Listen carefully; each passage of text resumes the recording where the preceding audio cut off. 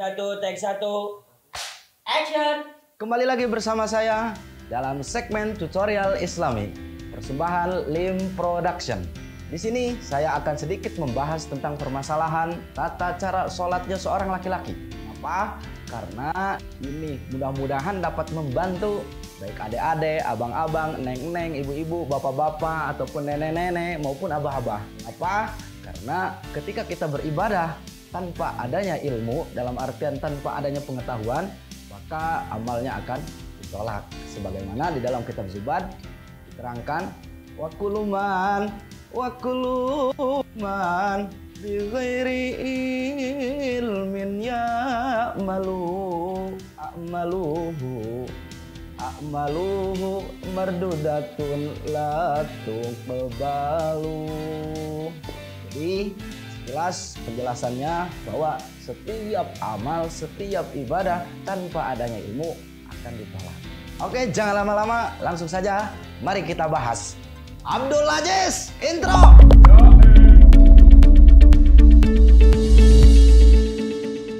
Assalamualaikum warahmatullahi taala wabarakatuh. Dalam tutorial Islami kali ini kita akan membahas tata cara sholatnya seorang laki-laki. Yang pastinya kita di sini harus memenuhi yang namanya rukun.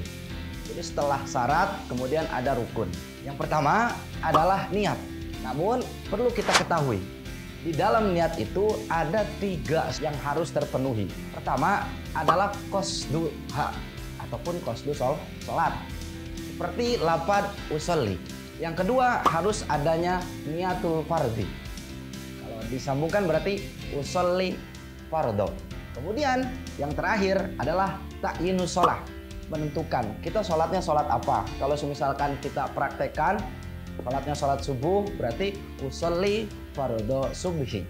Untuk lafaz selain 3 lafaz ini hukumnya sunnah. Berarti lengkapnya usolli fardho subhi rakaataini mustaqbilal kiblati adaan lillahi ta'ala. Yang kedua adalah takbiratul ihram. Caranya gimana sih takbiratul ihram itu? Takbiratul ihram caranya membaca takbir, kemudian mengangkat kedua telapak tangan sampai sejajar dengan pundak. Terus yang perlu diperhatikan lagi, telapak tangannya itu harus menghadap kiblat dan ujung jari-jarinya juga harus menghadap kiblat. Jadi itu yang harus diperhatikan. Namun ternyata mengangkat tangan disunahkan juga ketika hendak ruku, bangun dari ruku, kemudian berdiri setelah tasyahud awal. Nih, kalian mesti bertanya-tanya, mengapa sih setiap tasyahud awal itu ada gerakan mengangkat tangan? Ternyata hukumnya adalah sunnah. Setelah takbir, cara menyedekapkannya dengan cara tangan kanan memegang pergelangan tangan kiri, namun agak sedikit didoyongkan ke kiri. Setelah takbiratul ihram, ternyata ada hukum sunnah memandangkan ke tempat sujud, baik dalam berdiri, baik dalam posisi ruku maupun dalam posisi duduk di antara 2 sujud. Selanjutnya membaca Fatihah. Hukum membaca Fatihah ini wajib karena ada nasnya. Bagaimana Nabi Muhammad berkata, la sholata liman lam yaqra al-Fatihata. Tidak dianggap sholatnya bagi seseorang yang tidak membaca Fatihah. Setelah membaca Fatihah, disunahkan membaca surat-surat pendek maupun panjang, baca ayat pendek maupun panjang. Setelah membaca surat-surat pendek, kemudian kita lanjutkan ke posisi selanjutnya, ialah ruku. Kalau emang kalian sehat, kalau emang kalian mampu, ternyata untuk menyamaratakan punggung, pundak, dan kepala itu hukumnya sunnah. Kalau emang tidak mampu, nggak apa-apa dah, ruku tidak secara sempurna. Namun jangan lupa harus ada tumaninah. Seraya membaca Subhana rabbiyal azimi wa bihamdi. Bukan azimi ya. Karena kebanyakan orang itu membacanya azimi, padahal azimi wa bihamdi. Setelah ruku, kemudian ke rukun selanjutnya adalah i'tidal. Itu berdiri pada posisi sebelum ruku. Berdiri tegak namanya. Kemudian di dalam i'tidal itu disertai juga yang namanya tumaninah. Posisi i'tidal sama seperti halnya berdiri seperti pertama. Namun tangannya dijulurkan ke bawah. Kalau emang dijulurkan ke bawah, goyang-goyang, apalagi sebanyak 3 kali, ini dapat membatalkan sholatnya. Akhirnya ada sebagian ulama yang berpendapat ketika dalam posisi i'tidal boleh kedua tangannya disedekapkan. Mengapa? Karena untuk ihtiyat berhati-hati agar kalian dapat tumaninahnya. Setelah i'tidal, kemudian ke rukun selanjutnya adalah sujud. Ketika kalian ingin mendapatkan kesunahan di dalam sujud, yang pertama kali diletakkan adalah kedua lutut. Setelah kedua lutut diletakkan, kemudian kedua telapak tangan. Setelah kedua telapak tangan, kemudian kening besertaan hidung. Dan yang harus diperhatikan di dalam posisi sujud adalah kedua kaki. Ini yang menjadi permasalahan itu biasanya jari-jarinya. Sebisa mungkin jari-jarinya itu dihadapkan ke kiblat.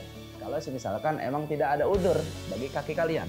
Kemudian setelah kaki rapi, kita perhatikan posisi kedua tangan kita. Kalau perempuan itu agak sedikit dirempetkan kepada sisi lambungnya. Kalau laki-laki itu agak sedikit direnggangkan. Biar supaya kalian tidak sama seperti perempuan. Setelah sujud, kemudian ke rukun selanjutnya adalah duduk di antara dua sujud. Nah, ini juga sering terjadi kesalahan. Perhatikan dalam posisi duduk di antara dua sujud. Kaki kiri diduduki oleh pantat. Karena kaki kiri sebagai alasnya. Untuk kaki kanannya ditegak berdirikan. Kemudian jari-jarinya juga dihadapkan ke kiblat. Kemudian kalau misalkan kalian sholatnya sholat subuh, ternyata di rakaat kedua pas i'tidal ini disunahkan membaca kunut. Membaca kunut dengan cara posisi kedua telapak tangan ini sejajar dengan pundak. Namun ada dua cara.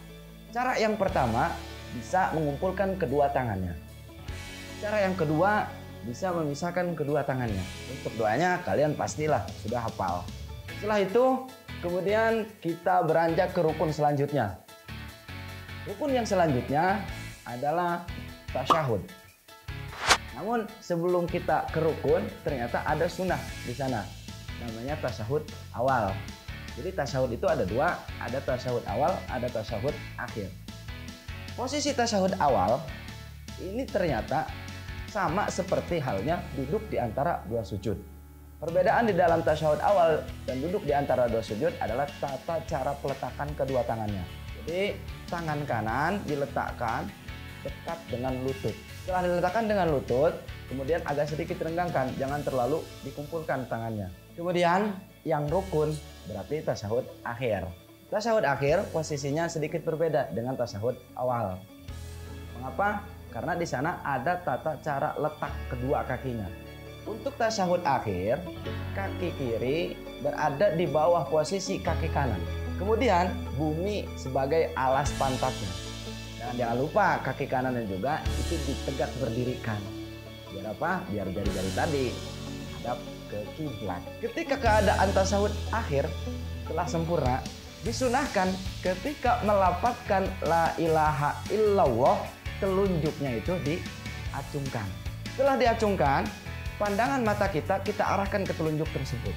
Kalau telunjuknya sudah sempurna, pandangan kita sudah tertuju kepada telunjuk tersebut, kemudian kita kembalikan lagi ke posisi tempat sujud. Jadi perhatikan tuh tempat sujud. Di dalam tasyahud akhir pun ternyata ada rukun dengan membaca sholawat kepada kanjeng Nabi Muhammad SAW.